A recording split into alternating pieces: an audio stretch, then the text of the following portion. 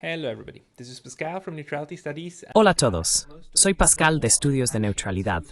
Como la mayoría de ustedes sabe, en realidad soy profesor asociado aquí en la Universidad de Kioto, donde tengo un contrato de investigación para investigar mi tema de estudios de neutralidad como disciplina académica. El otro día fui invitado a la Universidad de Seiho en Tokio para dar una charla sobre mi campo de estudio y por qué, como parte de eso, estoy gestionando este canal de YouTube. Así que lo hice, y después del evento, el organizador, mi amigo y colega Dennis Riches, me dijo que también podría ser interesante para algunos de ustedes aquí saber más sobre el trasfondo de los estudios académicos de neutralidad y cómo llegué a iniciar un canal de YouTube en primer lugar. Estoy compartiendo la grabación de la presentación con ustedes, con la esperanza de que aporte más claridad sobre cómo todo esto se relaciona.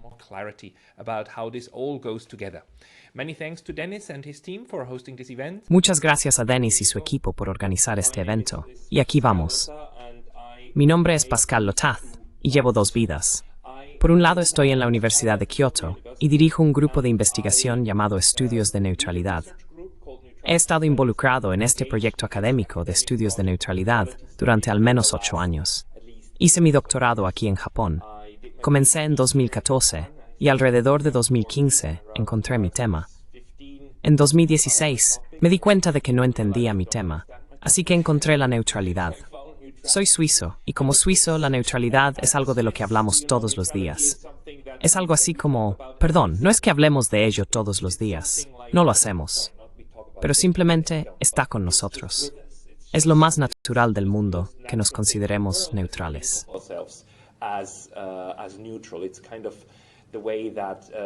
Es como la forma en que, ya sabes, la palabra libertad estaría íntimamente conectada contigo como estadounidenses. O como escucho de muchos estadounidenses, ya sabes, la libertad es una forma muy importante y un mito de identidad. Y así, para los suizos, la neutralidad es una parte importante y un mito de identidad. Por lo que no me interesaba en absoluto, hasta que mi asesor aquí en Tokio me dijo, «Sabes, Pascal, realmente no sabemos qué hicieron las embajadas neutrales en Japón durante la Segunda Guerra Mundial. Simplemente no lo sabemos». Su nombre es Kitoko Shinichi, y es un buen historiador, y sabe mucho. Y él dijo, «No sabemos qué es eso». Así que dije, «Está bien. Déjame investigar eso para un trabajo de curso». Y resulta que, de hecho, esta era una parte un tanto misteriosa de la relación entre los estados europeos neutrales y Japón.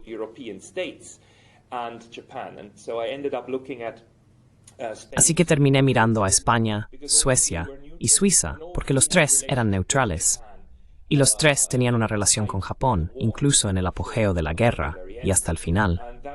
Y eso fue fascinante. Y luego me di cuenta de algo aún más fascinante, que es que Suecia y Suiza eran dos neutrales. Se veían similares por fuera, funcionaban de manera diferente por dentro, y tenían una relación muy similar con Japón. Pero España también. España era una dictadura bajo Francisco Franco. Acababa de terminar una sangrienta guerra civil en 1939, después de 3 años, y luego una dictadura sangrienta, y tenían una relación con Japón. Y esos 3 estados, en realidad, comenzaron a cooperar, a colaborar durante la guerra, porque los japoneses, los alemanes y los estadounidenses les pidieron que lo hicieran.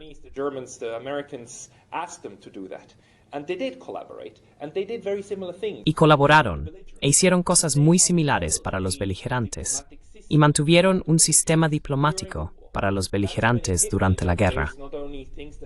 Fue entonces cuando me di cuenta de que no solo hay cosas que aún no sabemos sobre la Segunda Guerra Mundial, sino que también hay cosas que no entendemos sobre cómo los actores neutrales interactúan entre sí durante las guerras.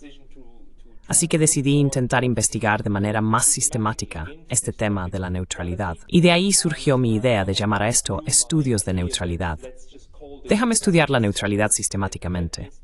Y cuando entendí cuántas cosas se podían estudiar a un nivel tan profundo, no solo la Segunda Guerra Mundial, sino la Primera Guerra Mundial, la Guerra Fría, el siglo XIX, 1870, la neutralidad marítima, la neutralidad terrestre, la guerra, la neutralidad permanente.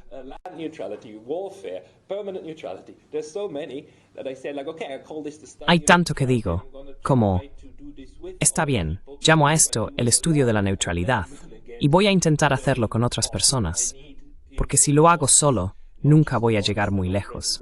Necesito la aportación de otros, no solo de los que ya escribieron libros y artículos, sino también de los que vendrán, para entender esto mejor. Así que hice, en cierto sentido, lo que estoy tratando de hacer en este momento, es hacer lo que Denis está haciendo con la historia. Al afirmar que existen estudios de neutralidad, espero que otros lo retomen. Y si suficientes personas lo hacen, entonces existirá. Y si no lo hacen, no existirá.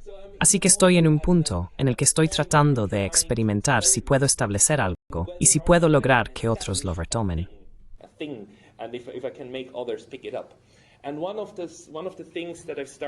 Y una de las cosas que he comenzado a hacer es, creé una página de inicio y me comunico con colegas y hacemos conferencias juntos. Así que tuvimos una conferencia de estudios de neutralidad en octubre. Dennis estuvo allí, y Alex, y Brad, y todos dieron presentaciones. Tuvimos un intercambio muy fructífero, creo intelectual y académico.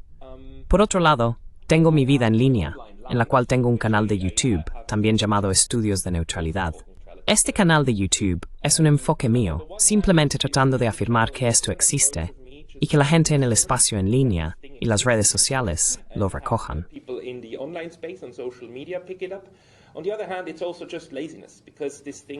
Por otro lado, también es simplemente pereza, porque esto comenzó hace 6 o 7 años, solo como un lugar para poner seminarios web, simplemente seminarios web organizados con personas que daban charlas sobre su investigación. Y lo puse allí solo para estacionarlo, para tenerlo en algún lugar. Hasta hace unos 3 años, cuando me di cuenta de que los seminarios web son encantadores y agradables, pero son difíciles de organizar. Y luego tienes a unas pocas personas que se presentan, y tienes una larga discusión y sesión de preguntas y respuestas, y más tarde vive en Internet y se ve 10, 20, 30 veces tal vez. Y eso es agradable, está bien. Pero si hablo con personas uno a uno, tengo 1 hora, puedo entrevistar y puedo hacer preguntas más profundas a estas personas. Y podría obtener resultados más interesantes para mí.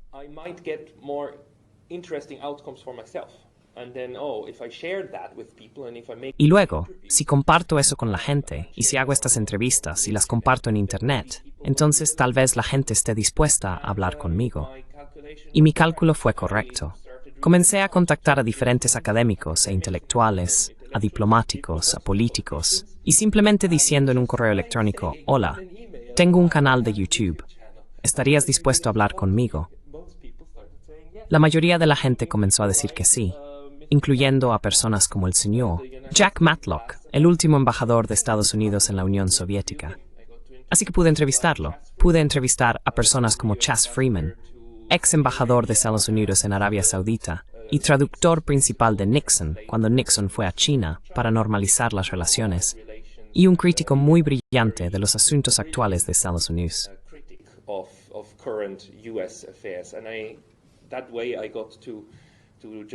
De esa manera, también pude expandir la red de personas con las que podía hablar, aprender y hacerles preguntas honestas. Es algo que también les digo a mis estudiantes. Cuando escriban un trabajo de investigación, especialmente una tesis, intenten hacer una pregunta real, no una retórica. No, ya sabes, como algunas personas que comienzan con ¿debería Rusia haber invadido Ucrania en 2022? Bueno, no estás haciendo una pregunta. Estás estableciendo tu propia tesis, ¿verdad? Te estás preparando para llegar a las conclusiones que deseas. Lo opuesto a eso son las preguntas reales como ¿cómo es que en este momento encontramos tanta narración común sobre la guerra de Ucrania en los medios occidentales?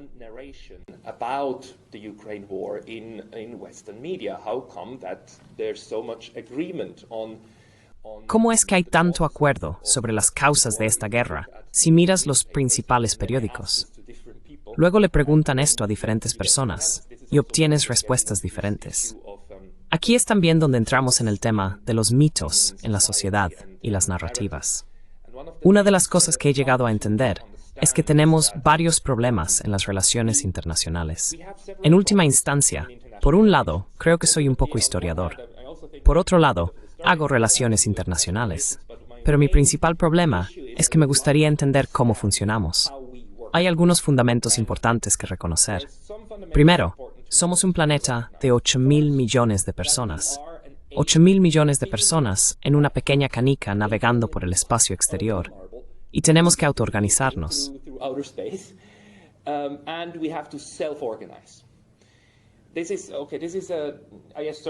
Esto es, está bien, lo afirmo. Quiero decir, como teólogo, podrías estar en desacuerdo. Quiero decir, si hay un Dios, y Dios nos dio principios, entonces no nos autoorganizamos. Entonces nos organizamos de acuerdo con los principios. Pero si nos conceptualizamos como independientes de un primer principio universal, aparte de los principios naturales a los que debemos adherirnos, como la gravedad y tal vez la evolución, etc., tenemos que autoorganizarnos como especie. Y por alguna razón, la especie comienza a matarse a sí misma, especialmente cuanto más grandes son los grupos. Y esto es algo aterrador de hacer, porque en última instancia no conozco muchas especies que hagan eso, que maten masivamente a los suyos.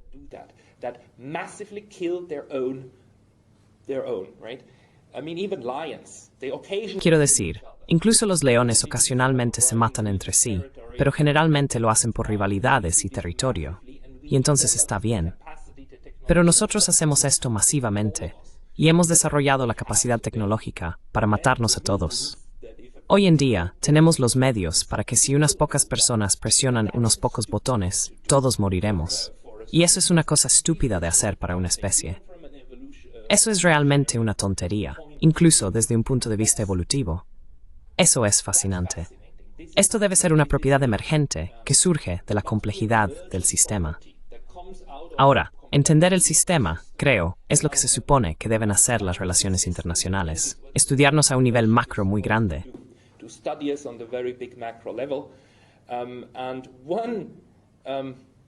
Y esta es una larga historia para llegar a mi pequeño tema. Uno de estos fenómenos de cómo funcionan los grupos y cómo nos autoorganizamos es que cuando encontramos conflicto, nunca hay un conflicto en el que todos estén de un lado y todos del otro. Siempre hay terceros. Y estos terceros deben ser estudiados. Y de eso trata este estudio de neutralidad. Y cuando empiezo diciendo que tengo estas dos vidas, es como si el canal de YouTube no solo tratara sobre neutralidad y estudios de neutralidad. El canal de YouTube también trata principalmente sobre estudios de análisis geopolítico, especialmente de personas con las que estoy de acuerdo, porque las elijo, ¿verdad? Así que sesgo mi canal, y muchos comentarios en mi canal a menudo son: oh, pero esto no es neutral en absoluto.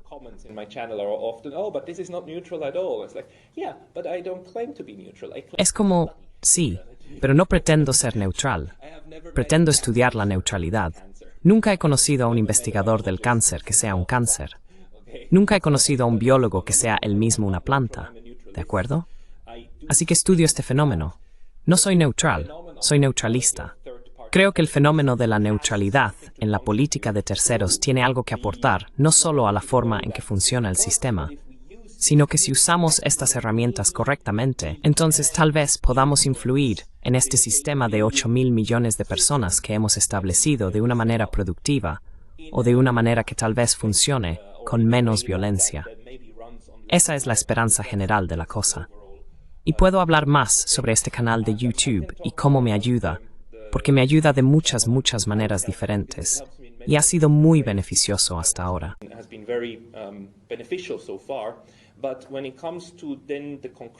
Pero, cuando se trata del tema concreto que me gustaría introducir en el discurso académico y también en el discurso global, es algo que me molesta y va junto con algo de lo que tal vez tengamos tiempo de hablar más tarde. Se adentra en este tema de la propaganda. Es la forma en que se percibe la neutralidad o los estereotipos de la neutralidad. No me molestan necesariamente porque soy suizo. Me molestan ahora porque entiendo que la comprensión suiza o la comprensión de la neutralidad, como lo que hacen los suizos, es parte del problema. Y es un problema porque no solo es un caso excepcional de cómo funciona la neutralidad, sino que también es la forma más aburrida en que funciona la neutralidad.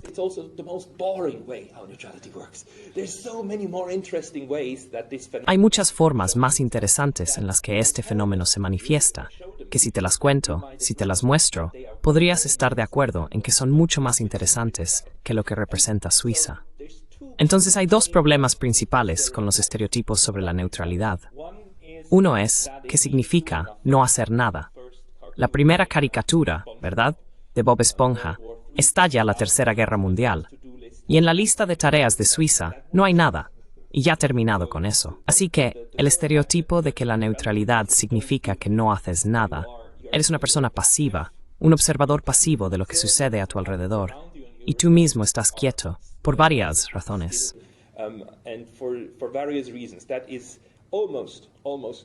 Eso casi nunca es el caso.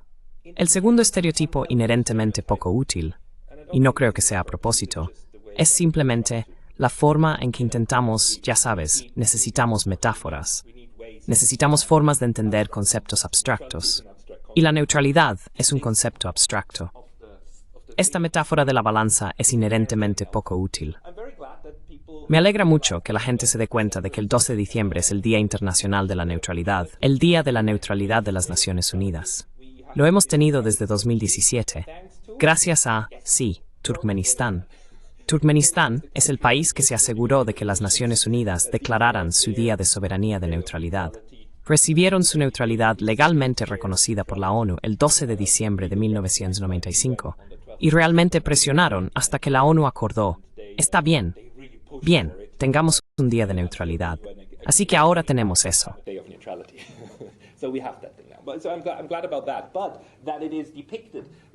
Me alegra eso. Pero se representa con una balanza, donde la idea es, está bien, eres neutral, estás en el medio. Esto camufla mucho de lo que es la dinámica real de la neutralidad que me gustaría corregir. Mi principal afirmación en mis artículos y mi trabajo es que la neutralidad es en cualquier lugar y en todas partes una reacción al conflicto.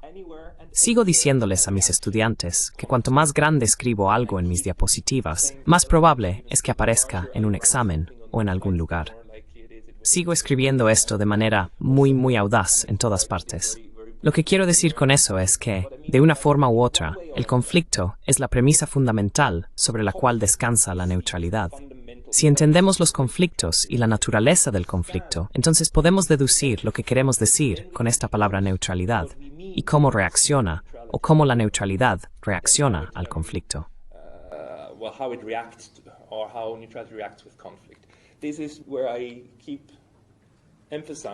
Aquí es donde sigo enfatizando que si tenemos al beligerante 1 o parte del conflicto 1 y al beligerante 2, parte del conflicto 2, el punto principal es que cuando caen en un conflicto, las guerras son simplemente la peor o una de las peores formas de conflicto.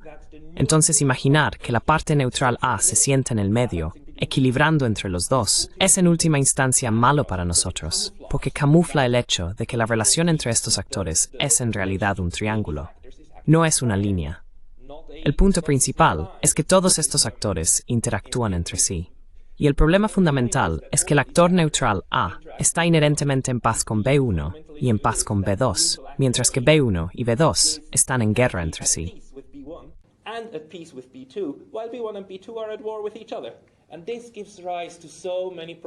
Y esto da lugar a tantos problemas. Y esto no es solo para las relaciones internacionales. Quiero decir, solo piensa en los niños peleando, y ambos intentarán convencer a los padres de que tienen razón, y que el otro comenzó. Los padres entonces tienen que ser muy cuidadosos para no empeorar la situación. Esta es una dinámica inherente al conflicto.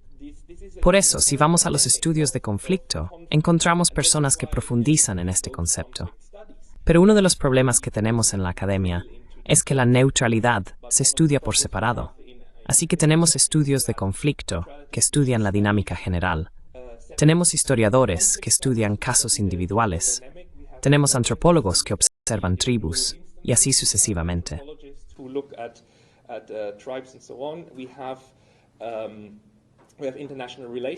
Tenemos relaciones internacionales, que principalmente lo ignoran y lo reemplazan con otros conceptos como equilibrio, cobertura, alineamiento, autonomía estratégica y diplomacia multivectorial.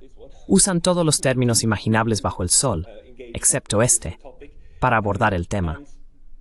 Y aquí es donde creo que tendría sentido estudiar la neutralidad como un campo para unir estos hilos, y entender la neutralidad como un fenómeno, y luego hacerla útil en estas diferentes áreas. Dejemos eso de lado nuevamente. Entonces, lo fascinante de conceptualizar la neutralidad como un problema de triángulo, o al actor neutral como el tercer polo en un triángulo, es que la neutralidad en sí misma, en realidad, emerge solo de manera secundaria. The neutrality itself actually emerges only secondarily, right? The primary actors are the actors, then Los actores principales son los actores. Luego, la conexión principal entre ellos está en paz, en guerra, en conflicto, en armonía, como quieras llamarlo. Y la neutralidad en sí misma solo surge como una reacción al conflicto, porque el actor neutral, A, intentará mantener distancia del conflicto. Los padres intentarán mantenerse a distancia del problema real entre los niños y tratarán de estar, de manera óptima, del lado de ambos niños y decirles, mira, te entiendo a ti y te entiendo a ti, pero tenemos que resolver esto, ¿verdad? Lo que esto lleva es que, por supuesto, B1 y B2, en cualquier guerra, lo más natural que sucede es que intentan presionar a los neutrales para que estén más cerca de su lado. put pressure on neutrals to be more on closer on their side. You can see that right now in the war between Puedes ver que ahora mismo, en la guerra entre, Rusia y Ucrania, es un ejemplo muy difícil, porque tenemos un conflicto en varios niveles. Tenemos una guerra caliente entre Rusia y Ucrania. Tenemos una guerra estructural fría entre Rusia y la OTAN y los aliados adicionales de la OTAN. Tenemos un conflicto menor entre las repúblicas de Donbass y Ucrania. Como ocurre a menudo, la guerra real sucede en varios niveles. Pero si separamos esos niveles, encontraremos cómo los actores abordan esto. Por ejemplo, Suiza, mi país de origen, ha decidido que, dado que es oficialmente neutral, permanecerá neutral en la guerra caliente y se abstuvo de enviar armas a Ucrania porque, según el derecho internacional, eso no está bien. Así que se mantuvieron al margen de eso. according to international law that's not okay, so they stayed away from that. But in the cold structural war between Russia Pero en la guerra estructural fría entre Rusia y la OTAN, ellos sí eligieron un bando. Dijeron, sí, también vamos a imponer sanciones a Rusia. Entonces los rusos reaccionaron a eso diciendo, Suiza, ya no eres neutral, no te reconocemos como neutral. Aunque los suizos siguen diciendo, pero somos neutrales, deberías reconocernos como neutrales porque no estamos enviando armas. Los rusos dicen, bueno, eso no es lo que más nos interesa, estás eligiendo un bando con otros. Quiero decir, mira, los rusos están señalando a otros estados como China, India y los países de la ASEAN que no envían armas y no imponen sanciones, ¿verdad? which don't send weapons and don't put sanctions, right? So to the from the Russian perspective, Desde la perspectiva rusa, China e India son mucho más neutrales que los suizos. Los suizos sacudirán la cabeza y dirán, oh, pero eso no tiene sentido. Quiero decir, nunca declaran neutralidad. Es como, está bien, de acuerdo. También tenemos diferencias conceptuales sobre lo que queremos decir. Así que cuando hablo de neutralidad, en este sentido más amplio que les estoy presentando aquí, no me refiero solo a la neutralidad bajo el derecho internacional, o como una política declarada, sino que hablo de la neutralidad como una categoría analítica para abordar a los estados terceros que intentan mantener, de una forma u otra, una distancia del conflicto entre dos de sus amigos. other friend from the conflict of two of their friends. And one of the things that I try to establish Y una de las cosas que trato de establecer aquí es que deberíamos reconocer que aunque el actor neutral A es neutral, incluso si mantiene una neutralidad exitosa hacia el conflicto, el actor neutral en realidad está atrapado dentro de lo que llamo una constelación de conflicto. Ese es el hecho de que hay tensión en todo este sistema y que B1 y B2 intentarán presionar a A. Esto sucede una y otra vez. Primera Guerra Mundial, Segunda Guerra Mundial, todo el tiempo. Ambos actores les dirán a los neutrales, tienes que estar de nuestro lado. actors will tell neutrals you have to be on our side. In the most outrageous example, they will even say they will threaten Ejemplo escandaloso. Incluso dirán que los amenazarán con violencia y podrían incluso invadirlos. A veces los actores neutrales son invadidos porque uno de los beligerantes dice, oh, están ayudando demasiado al otro. Eso es lo que le pasó a Irán. Irán fue invadido por la Unión Soviética y Gran Bretaña. La Unión Soviética y Gran Bretaña invadieron Irán porque dijeron, Irán, estás comerciando demasiado petróleo con los alemanes. así que vamos a tomarte. Por eso tuvimos una de las conferencias importantes de la Segunda Guerra Mundial, la Conferencia de Teherán. ¿Por qué? No porque Irán se uniera a la guerra, sino porque fue invadido por los aliados. Es uno de los pequeños detalles de la historia que a menudo pasan desapercibidos. Pero en cualquier caso, en resumen, los neutrales quedan atrapados en una constelación de conflictos. Y generalmente, como también trato de ilustrar esto, es con el experimento del hombre en la luna.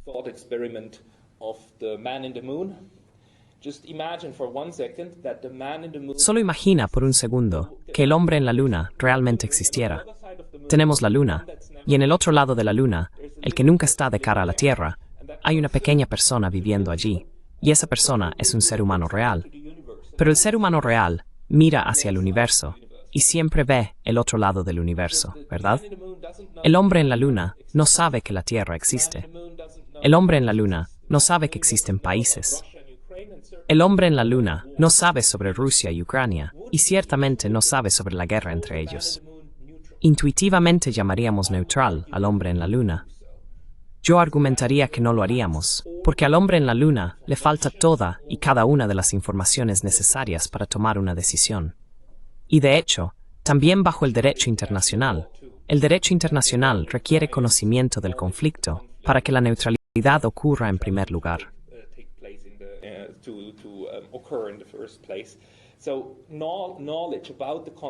Entonces, se requiere conocimiento sobre el conflicto para que el concepto de neutralidad tenga sentido. El hombre en la luna simplemente estaría no involucrado, fuera del ámbito de la constelación del conflicto. Por lo tanto, no neutral, pero no neutral en el sentido de no neutral. Neutral en el sentido de estar simplemente fuera de lo que este término puede referirse lógicamente o posiblemente. Por eso también sabemos que Francia y Gran Bretaña tuvieron guerras en el siglo XIII. Las tuvieron. Y sabemos que el Imperio Inca existió en el siglo XIII. Pero describir al Imperio Inca como neutral, cuando no tenían conocimiento alguno, el uno del otro, simplemente no tendría sentido.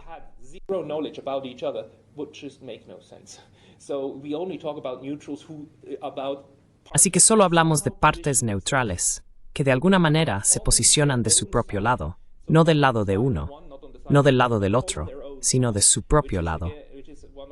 Esta es una de las razones por las que sigo diciendo que pensar en los neutrales como actores que no hacen nada en absoluto solo camufla el hecho de que tienen que hacer mucho. Tienen, ante todo, que tomar una decisión de no apoyar a uno u otro, o de apoyar a ambos, o de apoyar a uno más que al otro. Pero es Mowat, MI3.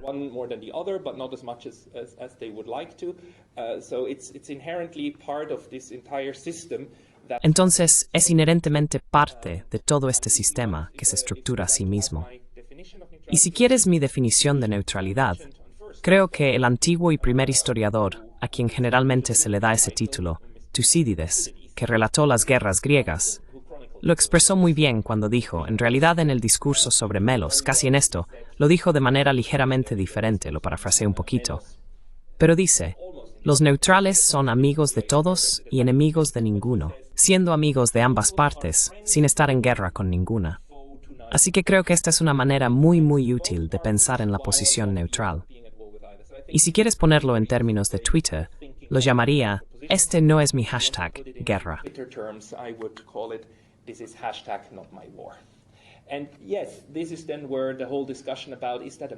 Y sí, aquí es donde surge toda la discusión sobre si esa es una posición moral. Es una buena posición para tener. Puedes, cuando existe el mal absoluto, simplemente ser neutral hacia él. Tengo mucho que decir sobre el encuadre moral, pero en resumen, porque no tenemos mucho tiempo, lo rechazo. El encuadre moral no deja espacio para la neutralidad en absoluto, porque si la guerra y la violencia son siempre un concurso entre el bien y el mal, entre el diablo y el ángel, entonces obviamente no hay un punto intermedio. Pero si usamos el marco de la escuela realista, como el señor von Clausewitz, quien acuñó la frase de que la guerra es la continuación de la política por otros medios.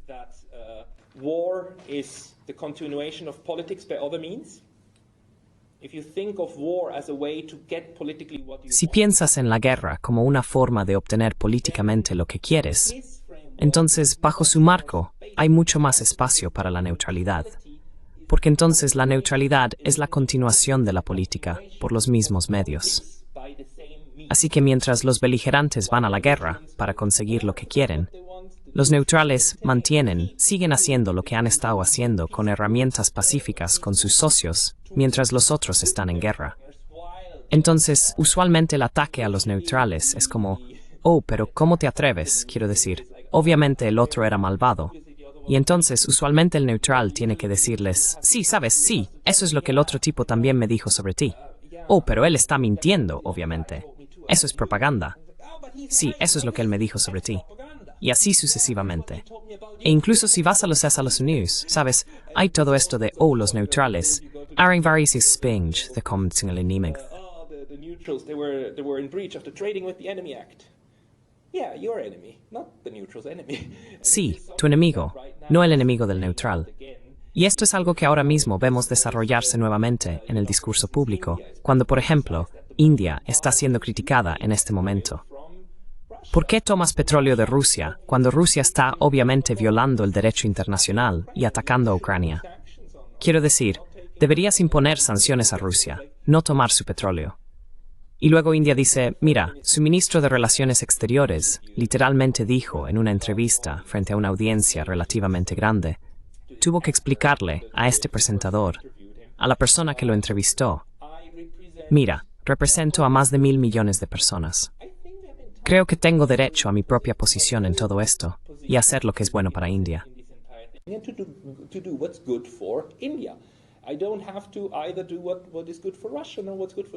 No tengo que hacer lo que es bueno para Rusia, ni lo que es bueno para los Estados Unidos. Hago lo que es bueno para mí. Y esa es la forma típica en que un actor de terceros trataría de explicarse a estas partes beligerantes. Y podemos hablar más sobre la dinámica que esto crea. Así que este es el marco que estoy desarrollando y que creo que tiene mucho que ofrecer, especialmente en un mundo multipolar al que nos dirigimos ahora, en el que estamos en este momento. Y esto también es parte de lo que hago en mi canal. Trato de entender cómo es el mundo en el que estamos actualmente. Y como historiadores, tenemos la gran ventaja de que el mundo que observamos ha pasado, se ha ido.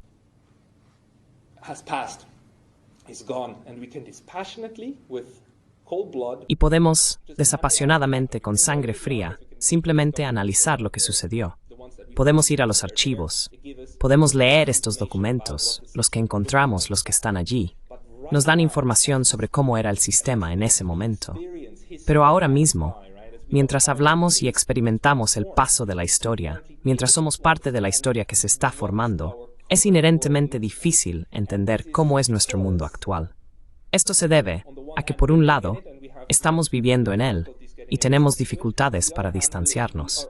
Por otro lado, también estamos rodeados de información sobre cómo deberíamos percibirlo, los mitos, cómo nos percibimos a nosotros mismos, las identidades que tenemos, las narrativas en las que vivimos, las formas en que intentamos entender lo que está sucediendo, lo que nos formó y lo que nos mueve.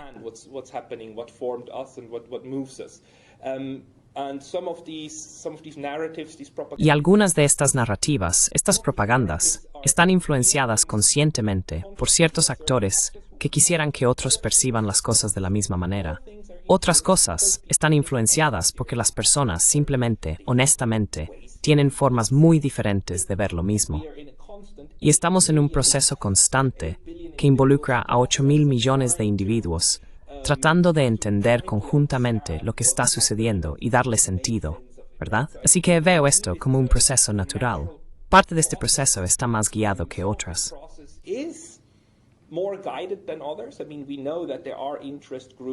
Quiero decir, sabemos que hay grupos de interés en los Estados Unidos, en Europa, en Rusia y en China, que gastarán dinero para que su interpretación del mundo sea distribuida y creída por otros, porque la creencia y la creencia masiva todavía tienen mucho peso. Alex, estás estudiando la Inquisición, un momento en la historia cuando la gente quemaba a otros porque creían que estaban haciendo magia.